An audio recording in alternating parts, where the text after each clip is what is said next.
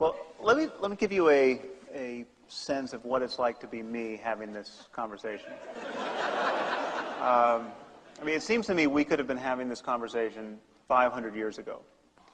And life was difficult 500 years ago. There was a lot of despair. There were crops failed, and disease spread, and people suffered just instantaneous and catastrophic changes in their fortune. And it was the cause of all of this actually was well understood 500 years ago. It was witchcraft. And happily, the church had produced some very energetic men who had the gumption to deal with this problem. And so every year, some hundreds and sometimes thousands of women were burned alive for casting spells on their neighbors. Now, imagine what it would be like to be among the 5 or the 10% of people at most who recognize that the very belief in magic, the very belief in witchcraft, the very belief in good witches or bad witches was a malignant fantasy. That the white witches who were helping people with medicinal herbs and practicing midwifery, they were on no firmer ground than the black witches who were casting the evil eye.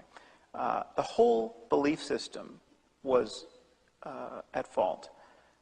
Imagine the kind of criticism you're going to get. No, your problem is just with kind of fundamentalist witchcraft.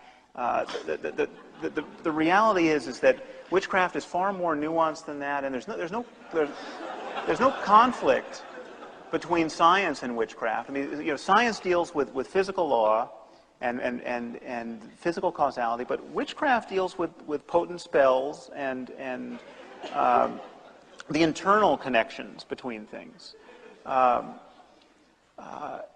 This idea that somehow we shouldn't call into question these patently bad ideas for fear of offending people, for fear of glossing over their despair, for fear of not criticizing other problems in the world. I would never argue that religion is the only problem in the world or the only source of human conflict, but it is a source, and we are mightily attached to it, emotionally attached to it. And we are loath to criticize it even when it is declaring its ugliest intentions and its ugliest certainties.